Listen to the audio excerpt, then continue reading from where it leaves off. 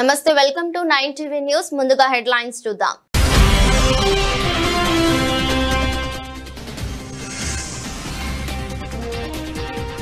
Ukraine సైనికులు లొంగిపోతే కనుక బతికిపోతారు Trump తో పుతిన్.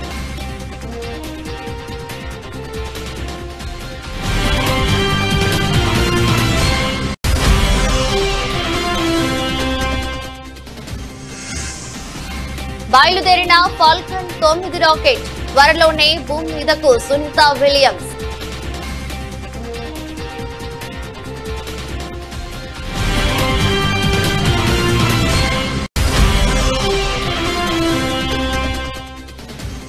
అమృత్సర్ లో గుడిపై గ్రెనేడ్ దాడి. నగరంలో తొలిసారి మతపరమైన ప్రదేశంపై దాడి జరిగినట్లు భావిస్తున్న పోలీసులు.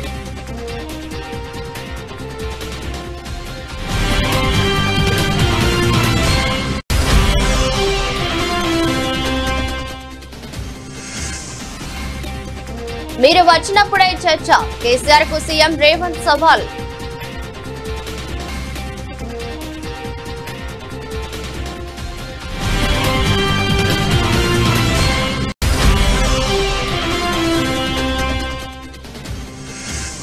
పశ్చిమ గోదావరి జిల్లా తణుకులో పర్యటిస్తున్న ముఖ్యమంత్రి.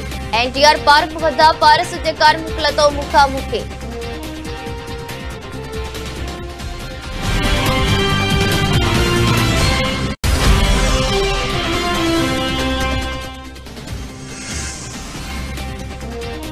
పసుపు రైతులకు 15,000 కనీస మద్దతు ధర ఇవ్వండి. టీఆర్ఎస్ ఎమ్మెల్సీ కవిత డిమాండ్.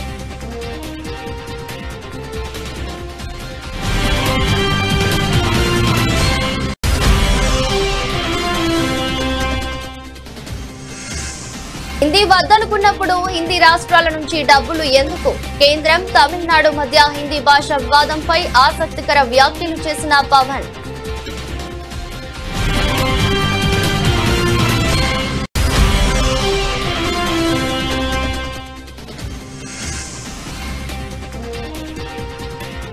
మా సిఫారసు లేఖలు తీసుకోవాలి, లేకుంటే ప్రజా ప్రతినిధులందరం తిరుమల వస్తామన్న బీజేపీ ఎంపీ రఘునందన్ రావు.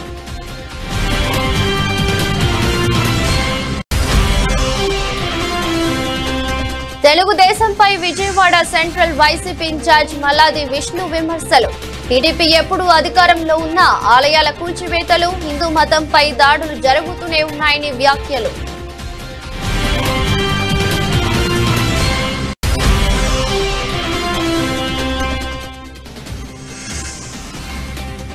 భయపెడుతున్న బంగారం, వెండి ధరలు. దాదాపు 90,000 స్థాయికి చేరుకున్న పసిడి ధరలు.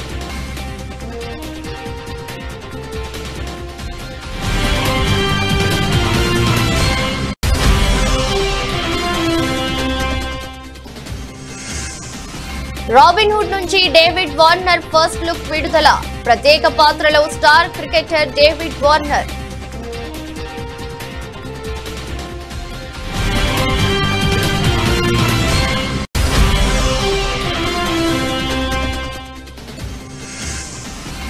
Nitish Kumar Reddy full fit. Sunrisers తో కలవనున్న ఆల్ రౌండర్.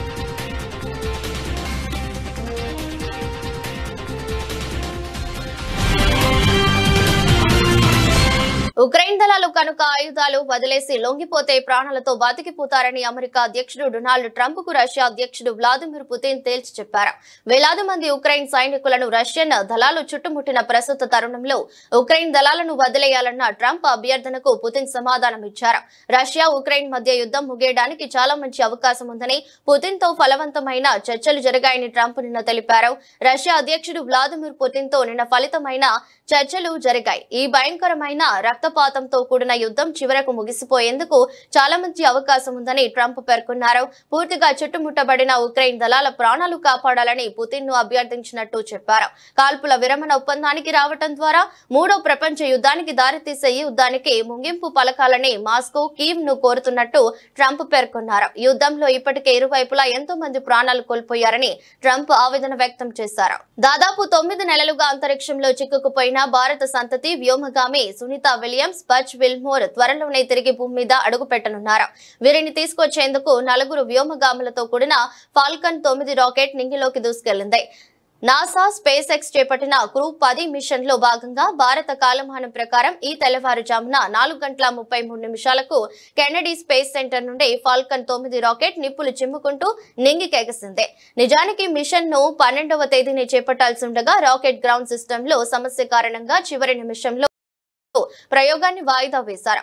సమస్యను సరిచేసి తాజాగా ఇప్పుడు మళ్లీ చేపట్టారు. ఇక డ్రాగన్ క్యాప్సూల్ లో ISS కు వెళ్లిన వ్యోమగాముల్లో Anne McClain, Nicole Ayers, Takuya Onishi, Kirill Peskov ఉన్నారు. అంతరిక్ష నౌక ISS తో నేడు డాకింగ్ అవుతుంది. దాంతో పాటు వెళ్లిన 4 వ్యోమగాములు ISS బాధ్యతలు తీసుకున్న తర్వాత సునీత బచ్ విల్మోర్ 19న భూమికి పయనమయ్యే అవకాశం ఉంది. 2024 జూన్ 5న ప్రయోగించిన బోయింగ్ వ్యోమ నౌక స్టార్ లైనర్ లో సునీత విలియమ్స్, బచ్ విల్మోర్ అంతర్జాతీయ అంతరిక్ష కేంద్రానికి చేరుకున్నారు. వారం రోజుల్లోనే వారు తిరిగి భూమికి రావాల్సి ఉండగా వారిని తీసుకెళ్లిన స్టార్ లైనర్ లో సాంకేతిక సమస్యలు తలెత్తడంతో అది ఒంటరిగానే భూమిని చేరుకుంది. ఆ తర్వాత కూడా పలుమార్లు వారిని భూమి మీదకు తీసుకొచ్చేందుకు ప్రయత్నించినప్పటికీ ఫలితం లేకుండా పోయింది. దీంతో 9 నెలల తర్వాత ఇప్పుడు 4 వ్యోమగాములతో కూడిన స్టార్ లైనర్ ISS కు పయనమైంది. అమృత్సర్ లోని ఓ గుడిపై గ్రెనేడ్ దాడి జరిగింది. శుక్రవారం రాత్రి 2 వ్యక్తులు బైక్ పై వచ్చి హ్యాండ్ గ్రెనేడ్ విసిరినట్లు తెలిసింది.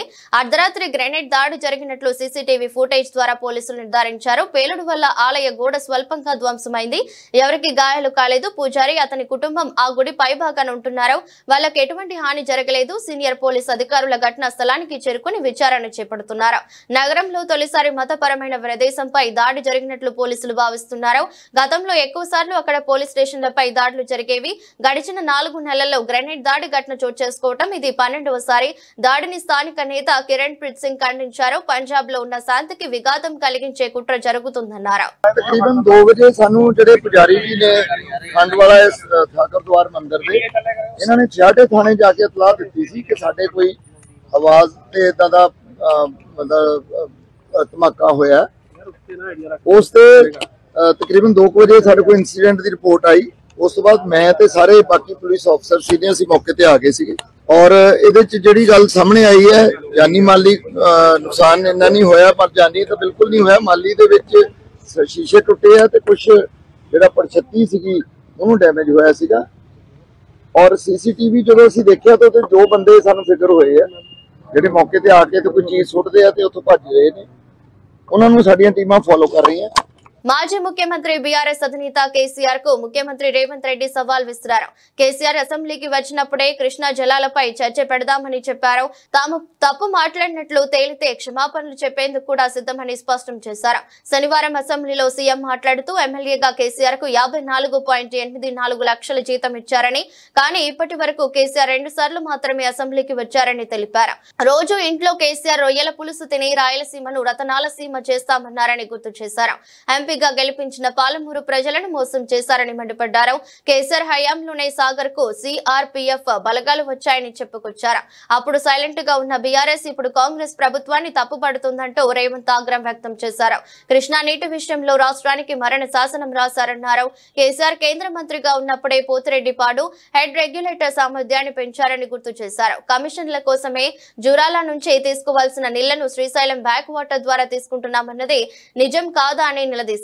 SLBC టనెల్ ఉమ్మడి రాష్ట్రంలోనే 20 కిలోమీటర్ల మేర పూర్తి చేశారని తెలిపారు. కేసీఆర్ పాలనలో ప్రాజెక్ట్ పనులు చేపట్టలేదని, SLBC ప్రమాదంపై సానుభూతి చూపించాల్సిన బీఆర్ఎస్ నేతలు పైశాచిక ఆనందం పొందుతున్నారంటూ మండిపడ్డారు. మీ స్ట్రేచర్ గురించి ఉన్న ఆలోచన స్టేట్ ఫ్యూచర్ మీద లేదు. బీఆర్ఎస్ ఇప్పుడు మార్చురీలో ఉందని అన్నా తప్పేముంది? నేను కేసీఆర్ ను కించపరిచినట్టు కేటీఆర్, హరీష్ రావు విమర్శిస్తున్నారు. కేసీఆర్ 10 ఏళ్లు జీవించి ప్రతిపక్షంలోనే ఉండాలని కోరుకుంటున్నా అంటూ సీఎం వ్యాఖ్యలు చేశారు. చంద్రశేఖరరావు గారు ప్రతిపక్ష నాయకుడు, అధ్యక్ష ప్రతిపక్ష నాయకుడుగా ఇప్పటివరకు వారి శాసనసభకు వచ్చింది 2 సార్లు అధ్యక్ష. వారికి పోయిన డిసెంబర్ 23 నుంచి ఇప్పటి వరకు వారికి ఇచ్చిన జీతం అధ్యక్ష 57,84,124 రూపాయలు అధ్యక్ష. శాసనసభ్యుడిగా ప్రతిపక్ష నాయకుడిగా డిసెంబర్ 1, 2023 నుంచి ఫిబ్రవరి 28, 2025 వరకు ఈ దాదాపుగా 15 నెలలలో వాళ్ళు తీసుకున్న ప్రభుత్వం సొమ్ము, జీత భత్యాలు, శాసనసభ్యులు కూడా ప్రభుత్వ ఉద్యోగ అధ్యక్ష తమకు తెలుసు కదా, సుప్రీంకోర్టు తీర్పిచ్చింది. వారు 57,84,124 రూపాయలు జీతభత్యాలు తీసుకున్నారు అధ్యక్ష. 2 సార్లు ఇక్కడికి వచ్చింది, ఇప్పటి వరకు ఎక్కడికి వెళ్ళలేదు అధ్యక్ష. అధ్యక్ష, నేను ఒక మాట గుర్తు చేయదలుచుకున్నాను అధ్యక్ష. చాలా మాట్లాడింది, ఉండుంటే బాగుండేది, నేను అడుగుండేవాడిని. రోజా గారి ఇంటికి వెళ్ళి రొయ్యల పులుసు తిన్నది ఎవరు అధ్యక్ష? నేనా ఉత్తమ్ కుమార్ రెడ్డి గారు అధ్యక్ష? రోజా గారు ఒక్కసారి రొయ్యల పులుసు పెడితేనే తిని రాయలసీమను రతనాల సీమ చేసి వస్తాను చెప్పొచ్చిన మహానుభావుడు ఆయన. నిన్ను పుట్టినప్పటి నుంచి 71 సంవత్సరం వరకు పెంచి పోషించి నీకు బుక్కడి బువ్వ పెట్టి గుండెల్లో పెట్టి ఆదరించి భుజాల మీద మోసి తెలంగాణ రాష్ట్రానికి ముఖ్యమంత్రిని చేసి 2009లో కరీంనగర్ జిల్లా నుంచి వలస వచ్చి మహబూబ్నగర్కు బతకడానికి వచ్చి ఒక్క ఓటేయని మహాప్రభు అంటే నిన్ను ఎంపీగా గెలిపించి మా గుండెల్లో పెట్టుకొని చూసుకొని మేము పల్లకీలో మోసి పార్లమెంటుకు పంపిస్తే మా గుండెల మీద తంతవా? ఇది నీ నీతి. జిల్లాలో ముఖ్యమంత్రి చంద్రబాబు నాయుడు పర్యటన కొనసాగుతుంది. స్వచ్ఛ దివస్ కార్యక్రమంలో భాగంగా తణుకులో ఏర్పాటు చేసిన ప్రజా వేదిక వద్ద ప్రజలతో సీఎం ముఖాముఖి నిర్వహించారు. ఈ సందర్భంగా సీఎంను ప్రజలు పలు ప్రశ్నలు వేశారు. దానికి చంద్రబాబు సమాధానం ఇచ్చారు. 47 ఏళ్ల క్రితం అసెంబ్లీకి వెళ్లాను, 41 ఏళ్లుగా అసెంబ్లీకి వెళుతున్నాను, 10 ఏళ్లు ప్రతిపక్ష నేతగా పనిచేశాను. నా జీవితం అంతా అలుపెరగని పోరాటం, నా చివరి రక్తపు బొట్టు వరకు మీకు సేవ చేయాలనేదే నా సంకల్పం. ఇప్పటి వరకు ఎంత పని చేశాను, రాబోయే 5-10 ఏళ్లలో అంతకంటే రెట్టింపుగా పనిచేస్తాను. మీ సహకారం ఇవ్వండి. రాబోయే 22 ఏళ్లలో మన రాష్ట్రాన్ని దేశంలో నెంబర్ 1 గా చేస్తానని చంద్రబాబు చెప్పుకొచ్చారు. ఇక్కడ నేను వచ్చింది మీలో ఒక చైతన్యం తేవడానికి వచ్చాను. అది మీరు చూసినప్పుడు స్వర్ణాంధ్ర, స్వచ్ఛాంధ్ర 2047 ఇప్పుడే మిత్రుడు చెప్పాడు హైదరాబాద్ మీరు అభివృద్ధి చేశారని. ఇంకొక మిత్రుడు గారు మీరు 78లో ఇదే రోజున మార్చిలో మీరు ఎమ్మెల్యేగా అసెంబ్లీకి అడుగు పెట్టారని చెప్పారు. ఈ రోజు నేను గర్వంగా చెప్పగలుగుతున్నా, నేను ఆ రోజు 9 సంవత్సరాలు చేసిన పనుల వల్ల ఈ రోజు దేశంలోనే హైయెస్ట్ తలసరి ఆదాయం ఎక్కడ ఎక్కువ వస్తుందంటే తెలంగాణలో వచ్చే పరిస్థితి వచ్చింది. ఆ రోజు చూపించిన అభివృద్ధి, దానికి ఒక ఎకో సిస్టమ్ డెవలప్ చేశాం. అందుకే అప్పట్లోనే విజన్ తయారు చేశాం. ఇప్పుడు కూడా నేను ఒక విజన్ తయారు చేశాను, స్వర్ణాంధ్ర 2047. ఏదో 2047కి ఎట్టుంటుందో నేను చెప్పడం కాదు. ప్రతి సంవత్సరం మీ జీవితాల్లో మార్పు వచ్చిందా లేదా, మీ తలసరి ఆదాయం పెరిగిందా లేదా అనే దానికి ఒక స్పష్టమైన విధానం తీసుకున్నా. రాష్ట్రంలో ఏ విధంగా ఉండాలి, ఈ రోజు 25-26కు వచ్చాం. 24-20 పసుపు రైతులకు 15,000 కనీస మద్దతు ధర ఇవ్వాలని ఎమ్మెల్సీ కవిత ప్రభుత్వాన్ని డిమాండ్ చేశారు. తెలంగాణ శాసన మండలి వద్ద ఇవాళ బీఆర్ఎస్ ఎమ్మెల్సీలు ప్లకార్డులతో నిరసన ప్రదర్శన చేశారు.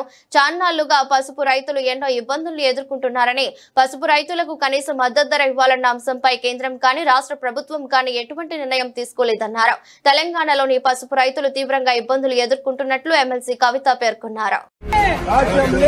కేంద్ర ప్రభుత్వం తమపై హిందీని బలవంతంగా రుద్దేందుకు ప్రయత్నిస్తుందంటూ తమిళనాడులో తీవ్ర రాజకీయ దుమారం చెలరేగుతున్న వేళ జనసేన పార్టీ అధినేత ఏపీ ఉప ముఖ్యమంత్రి పవన్ కళ్యాణ్ ఆసక్తికర వ్యాఖ్యలు చేశారు. మాట్లాడితే సంస్కృతాన్ని తిడతారు, దక్షిణాదిపై హిందీని రుద్దుతున్నారు అంటారు. అన్ని దేశ భాషలే కదా, తమిళనాడులో హిందీ వద్దు అంటుంటే నాకు మనసులో ఒకటే అనిపించింది, తమిళ సినిమాలను హిందీలోకి డబ్ చేయకండి, డబ్బులేమో హిందీ నుంచి కావాలి, ఉత్తరప్రదేశ్ నుంచి డబ్బులు కావాలి, బీహార్ నుంచి డబ్బులు కావాలి, ఛత్తీస్గఢ్ నుంచి డబ్బులు కావాలి, పని చేసే వాళ్ళందరూ బీహార్ నుంచి కావాలి, కానీ మేం హిందీని ద్వేషిస్తామంటే ఇదెక్కడ న్యాయం? ఈ విధానం మారాలి. భాషలను ద్వేషించాల్సిన అవసరం లేదు. మీరు ముస్లింలను చూసి నేర్చుకోండి హిందువులందరికీ చెబుతుంటాను. ఆలయాల్లో సంస్కృతంలో మంత్రాలు చదవకూడదని అంటుంటారు. మరి ముస్లింలు అలా ఎప్పుడైనా అంటుంటారా? ముస్లింలు ఎక్కడి వారైనా కావచ్చు, అరబిక్ లేదా ఉర్దూలో ప్రార్థిస్తారు. హిందూ ధర్మంలో సంస్కృతంలోనే మంత్రాలు ఉంటాయి. మరి అలాంటప్పుడు తమిళంలో మంత్రాలు చదవాలా, తెలుగులో మంత్రాలు చదవాలా అని పవన్ కళ్యాణ్ ప్రశ్నించారు. మాట్లాడితే సంస్కృతాన్ని తిడతారు, హిందీని మీరు రుద్దుతున్నారు, సౌత్ దక్షిణాదిని అంటారు. అన్ని దేశ భాషలే కదా. మన తమిళనాడులో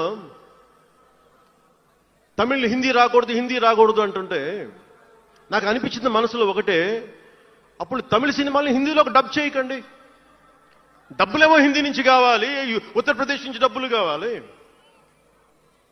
బీహార్ నుంచి డబ్బులు కావాలి, ఛత్తీస్గఢ్ నుంచి డబ్బులు కావాలి, కానీ హిందీ మాకు వద్దంటే అదే న్యాయం. పనిచేసే వాళ్ళందరూ మనకి బీహార్ నుంచి రావాలి, కానీ హిందీని ద్వేషిస్తానంటే ఎట్లా? ఇవన్నీ మారాలి కదా.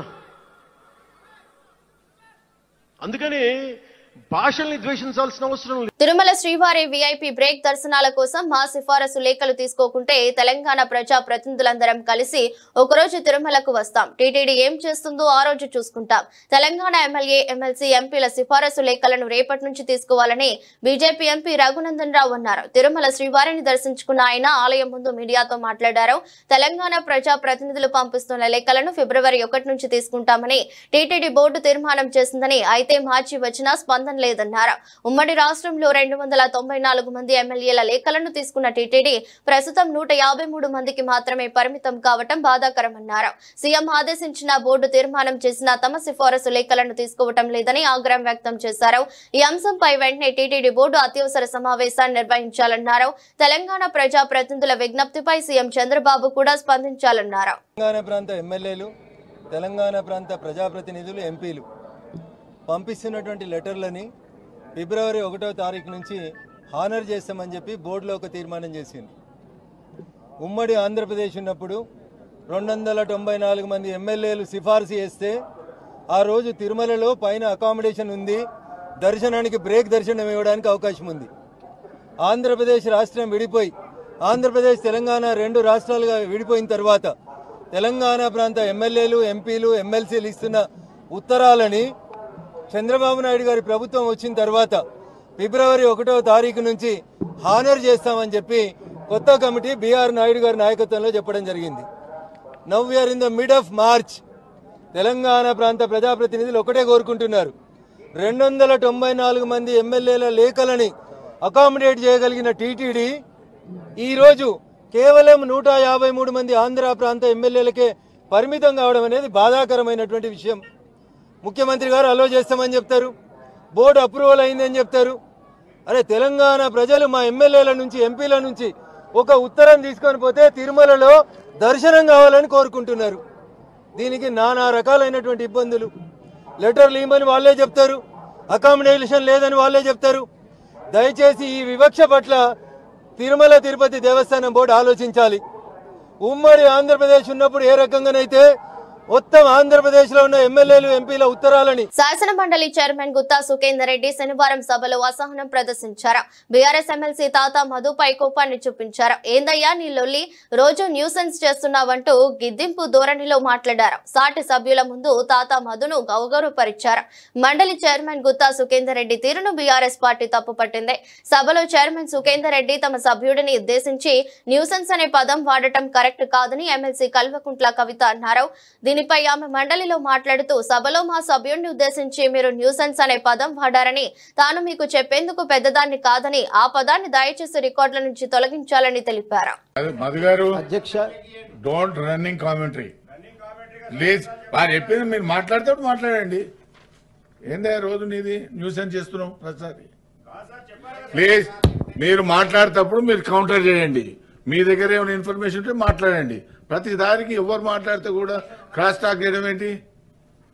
అధ్యక్ష, చివరిగా మీరు ఏమనుకోకుంటే ఒక మాట చెప్తాను అధ్యక్ష. తమరు ఇందాక మా బీఆర్ఎస్ పార్టీ సభ్యుడి పైన కొంత సంయమనం కోల్పోయి నీ న్యూసెన్స్ అని అన్నారు అధ్యక్ష. ఆ న్యూసెన్స్ అనే పదాన్ని అది కరెక్ట్ కాదు. తమరు నాకన్నా చాలా సీనియర్ అధ్యక్ష, మీకు చెప్పేంతటి దాని కాదు. ఆ పదాన్ని మాత్రం దయచేసి తొలగించవలసిందని రిక్వెస్ట్ చేస్తా ఉన్నాను. తెలుగుదేశం ప్రభుత్వం ఎప్పుడు అధికారంలో ఉన్న ఆలయాల కూల్చివేతలు, హిందూ మతంపై దాడులు జరుగుతూనే ఉన్నాయని Vijayawada central YCP incharge Malladi Vishnu అన్నారు. శ్రీరాముడి విగ్రహం తల నరికిన వ్యక్తికి చంద్రబాబు 5 లక్షల ఆర్థిక సాయం అందించారని ఆరోపించారు. తిరుపతిలో ఏదైనా జరిగితే తన శాఖ కాకపోయినా పెళ్లి క్షమాపణలు చెప్పి పవన్ కళ్యాణ్ తన సొంత శాఖలో తప్పు జరిగితే కనీసం స్పందించడం లేదని పేర్కొన్నారు. హిందూ ధర్మం ఇలాంటి వారిని ఎందుకు క్షమించాలి అని Vijayawada central YCP incharge Malladi Vishnu నిలదీశారు. ఎప్పుడు అధికారంలో ఉన్నా కూడా తెలుగుదేశం ప్రభుత్వం ఎప్పుడు అధికారంలో ఉన్నా కూడా హిందూ మతం మీద గాని, దేవాలయాల మీద గాని ఇవన్నీ కూడా దాడులు జరుగుతూనే ఉన్నాయి కదా. మనం మాట్లాడుకోవాల్సి వస్తే చాలా ఉంటుంది. ఈరోజు చూడండి, అక్కడ ఆ ప్రభుత్వం సంబంధించినటువంటి తెలుగుదేశం ప్రభుత్వం ఉన్నప్పుడు ఆ తెలుగుదేశం ప్రభుత్వ హయాంలో గుళ్ళు కోలగొట్టడం జరిగింది విజయవాడ వేదికగా. అలాగే కృష్ణా పుష్కరాల్లో గుళ్ళు కోలగొట్టారు. గోదావరి పుష్కరాల్లో అక్కడ ప్రజలు ఎంతమంది చనిపోయారో మనకు తెలుసు. అక్కడ జరిగినటువంటి 1000 కాళ్ళ మండపం, తిరుపతిలో 1000 కాళ్ళ మండపాన్ని మీ హయాంలోనే కూల్చేయడం జరిగింది. అలాగే సదావర్తి భూములు, మీరు అధికారంలో ఉన్నప్పుడు సదావర్తి భూములన్నీ కూడా ఏం జరిగిందో కూడా ఆంధ్ర రాష్ట్ర ప్రజలు తెలుసు. ఆఖరికి రాముడి తల తీసినటువంటి వ్యక్తికి 5 లక్షల రూపాయలు ముఖ్యమంత్రి సహాయ నిధి నుంచి చెక్కు ఇచ్చారనంటే మీరు హిందూ ధర్మం మీద కానీ, దేవాలయాల మీద కానీ, లేకపోతే దేవుడికి సంబంధించిన విషయాల మీద మీరు సానుకూలంగా ఏ రకంగా స్పందిస్తారని చెప్పి ప్రజలు భావిస్తారు. ఇంత పెద్ద సంఘటన జరిగితే 10 రోజులు గడిస్తే ఆ సంబంధించినటువంటి శాఖకు సంబంధించినటువంటి సనాతనవాదిని అని చెప్పుకునేటటువంటి పవన్ కళ్యాణ్ గారు ఎందుకు మాట్లాడలేదో చెప్పాలి. ఆయన చూడండి, తిరుమల తిరుపతి దేవస్థానంలో జరిగితే ఇమీడియట్ గా ఈయనపోయి ఆయన శాఖ కాకపోయినా, ఆయనకి సంబంధం లేకపోయినా ఆయన తిరుపతి పోయి క్షమాపణలు చెప్తారు. ఈయన శాఖలో జరుగుతున్నటువంటి విషయాల మీద ఆయన మాట్లాడారు. అదే లోకేష్ గారు ఆయన శాఖకు సంబంధం లేకపోయినా, ఆయన శాఖ కాకపోయినా అక్కడ దానికి ఆయన క్షమాపణలు అడుగుతారు. ఏంటి ద్వంద్వ విధానాలు? ఏంటి మీ ప్రభుత్వంలో జరుగుతున్నటువంటి కార్యక్రమాలు ఏంటి? ముఖ్యమంత్రి రేవంత్ రెడ్డి ప్రసంగాన్ని బీఆర్ఎస్ పార్టీ బహిష్కరించింది. గవర్నర్ ప్రసంగానికి ధన్యవాదాలు తెలిపే తీర్మానంపై సీఎం సమాధానమిస్తుండగా బీఆర్ఎస్ సభ్యులు సభ నుంచి వాకౌట్ చేశారు. బీఆర్ఎస్ అధినేత కేసీఆర్ చావును కోరుకున్న నాయకుడికి ప్రసంగాన్ని తాము బహిష్కరిస్తున్నామని వాకౌట్ కు ముందు ప్రకటించారు. బీఆర్ఎస్ పార్టీ స్ట్రెచర్ మీద నుంచి మార్చురీకే అని వ్యాఖ్యానించడం తెలంగాణ రాష్ట్ర సాధకుడు 10 ఏళ్లు రాష్ట్రాన్ని ప్రగతి పదంలో నడిపిన పాలనాధ్యక్షుడు ఆయన కేసీఆర్ చావును కోరుకోవడం అంటే తెలంగాణకు కీడును కోరుకోవడమే అని బీఆర్ఎస్ ఎమ్మెల్యేలు ఆగ్రహం వ్యక్తం చేశారు. అందుకు నిరసనగా తాము సీఎం ప్రసంగాన్ని బహిష్కరిస్తున్నామని చెప్పుకొచ్చారు.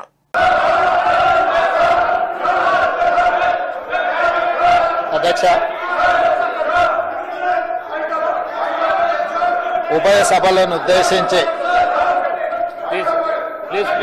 గౌరవనీయులైన గవర్నర్ గారు ప్రసంగం సందర్భంగా వారికి మనస్ఫూర్తిగా ధన్యవాదాలు తెలియజేస్తున్నా. గౌరవనీయులైన గవర్నర్ గారి ప్రసంగానికి ధన్యవాద తీర్మానాన్ని ప్రవేశపెట్టిన తెలంగాణ శాసనసభ విప్ ఆది శ్రీనివాస్ గారు ప్రతిపాదించగా వేముల వీరేశం గారు మద్దతుగా ప్రసంగించారు. బీఆర్ఎస్ పార్టీ నుంచి శాసనసభ్యులు జగదీశ్వర్ రెడ్డి గారు, భారతీయ జనతా పార్టీ సభాపక్ష నాయకుడు ఏలేటి మహేశ్వర్. దేశంలో పసిడి ధరలు సామాన్యులకు షాక్ ఇస్తున్నాయి. గత వారంలో 87,000 స్థాయిలో ఉన్న ఈ రేట్లు ఇప్పుడు దాదాపు 90,000 స్థాయికి చేరుకున్నాయి. అంతర్జాతీయ మార్కెట్లలో భయం, రాజకీయ ఉద్రిక్తతలు, ప్రపంచ ఆర్థిక పరిస్థితుల వంటి పలు అంశాలు పసిడి ధరలను ప్రభావితం చేస్తున్నాయి. ప్రధానంగా అమెరికా ఫెడరల్ రిజర్వ్ వడ్డీ రేట్లు పెంపు, డాలర్ ధరలతో మార్పులు, ప్రపంచ వ్యాప్తంగా పెరుగుతున్న వస్తు ధరల కారణంగా పసిడి రేట్లు పెరుగుతున్నాయని నిపుణులు చెబుతున్నారు. ఈ నేపథ్యంలో మార్చి 15, 2025న గుడ్ రిటర్న్స్ వెబ్సైట్ ప్రకారం హైదరాబాద్, విజయవాడలో 24 క్యారెట్ల గోల్డ్ ధర 10 గ్రాములకు 89,790కి చేరింది. ఇక 22 క్యారెట్ల బంగారం ధర 10 గ్రాములకు 82,310 స్థాయికి చేరుకుంది. ఇదే సమయంలో ఢిల్లీలో 24 క్యారెట్ల పసిడి రేటు 10 గ్రాములకు 89,940కి చేరుకోగా 22 క్యారెట్ల గోల్డ్ రేటు 10 గ్రాములకు 82,460కి చేరుకుంది. మరోవైపు వెండి ధరలు దేశంలో కిలోకు 1,03,100 స్థాయికి చేరుకున్నాయి. టాలీవుడ్ యువ నటుడు నితిన్ వెంకీ కుడుముల కాంబినేషన్ లో వస్తున్న తాజా చిత్రం రాబిన్ హుడ్. భీష్మ సినిమా తర్వాత వీరిద్దరి కాంబోలో ఈ మూవీ వస్తుండటంతో ప్రేక్షకులలో భారీ అంచనాలు ఉన్నాయి. ఈ సినిమా మార్చి 28న విడుదల కానుంది. ఈ సందర్భంలో మేకర్స్ వరుసగా ప్రమోషన్స్ నిర్వహిస్తున్నారు. అయితే ఈ మూవీలో Australia star cricketer David Warner ప్రత్యేక పాత్రలు నటిస్తున్న విషయం తెలిసిందే. తాజాగా ఆయన ఫస్ట్ లుక్ ను నిర్మాణ సంస్థ మైత్రి మూవీ మేకర్స్ విడుదల చేశారు. బౌండరీ నుంచి బాక్స్ ఆఫీస్ కు వస్తున్న వార్నర్ కు భారత సినిమాకు స్వాగతం అంటూ వార్నర్ ప్రత్యేక పోస్టర్ ను పంచుకుంది. మైత్రి మూవీ మేకర్స్ బ్యానర్ పై నవీన్ ఎర్నేని, వై రవిశంకర్ నిర్మిస్తున్న ఈ చిత్రంలో నితిన్ సరసన శ్రీలీల కథానాయికగా నటిస్తుంది. రాజేంద్ర ప్రసాద్, వెన్నెల కిషోర్ కీలక పాత్రల్లో కనిపించనున్నారు. ఆల్రౌండర్ నితీష్ కుమార్ రెడ్డి ఫిట్నెస్ పరీక్షలో క్లియర్ అయినట్లు తెలుస్తుంది. వెన్ను నొప్పితో బాధపడుతున్న నితీష్ ఫిట్ ఆయన ఓ రిపోర్టు ద్వారా వెల్లడైంది. అయితే త్వరలోనే ఆయన్ను హైదరాబాద్ సన్ రైజర్స్ జట్టుతో కలవనున్నట్లు కూడా వార్తలు అందుతున్నాయి. క్రికెటర్ నితీష్ ఇటీవల జరిగిన ఆస్ట్రేలియా టెస్ట్ సిరీస్ లో అద్భుతంగా రాణించిన విషయం తెలిసిందే. అయితే ఇంగ్లాండ్ తో T20 సిరీస్ సమయంలో అతను గాయానికి గురయ్యాడు. ఫిట్నెస్ కు చెందిన అన్ని రొటీన్ పరీక్షలను నితీష్ రెడ్డి క్లియర్ చేసినట్లు తెలుస్తుంది. యోయో టెస్ట్ లో కూడా అతను పాస్ అయినట్లు రిపోర్ట్ ఉంది. బెంగళూరులోని BCCI సెంటర్ ఆఫ్ ఎక్సలెన్స్ తో నితీష్ కోలుకుంటున్నారు. ఫిజియో అతనికి గ్రీన్ సిగ్నల్ ఇచ్చినట్లు తెలిసింది. ఇంగ్లాండ్ తో తొలి T20 మ్యాచ్ లో ఆడిన దాంట్లో అతను బౌలింగ్ కానీ బ్యాటింగ్ కానీ చేయలేదు. IPL లో హైదరాబాద్ సన్ రైజర్స్ జట్టు నితీష్ రెడ్డిని 6 కోట్లకు ఖరీదు చేసింది. గత సీజన్ లో అతను 13 మ్యాచ్ల్లో 303 రన్స్ చేశాడు. అతని స్ట్రైక్ రేట్ 143గా ఉంది. ఆస్ట్రేలియా సిరీస్ లో అతను తన బ్యాటింగ్ తో ఆకట్టుకున్నాడు. మెల్బోర్న్ టెస్ట్ లో విరోచితంగా 114 రన్స్ చేశాడు. సన్ రైజర్స్ జట్టు తన తొలి మ్యాచ్ ను మార్చి 23వ తేదీన రాజస్థాన్ రాయల్స్ తో హైదరాబాద్ లో ఆడనుంది. వార్తలు ముగించే ముందు మరోసారి headlines.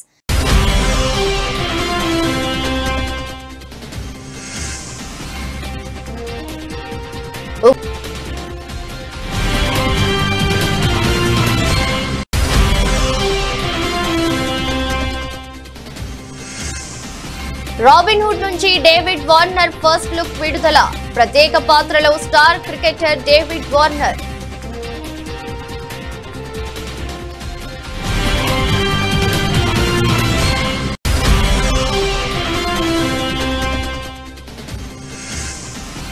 Nitish Kumar Reddy full fit. Sunrisers తో కలవనున్న ఆల్రౌండర్.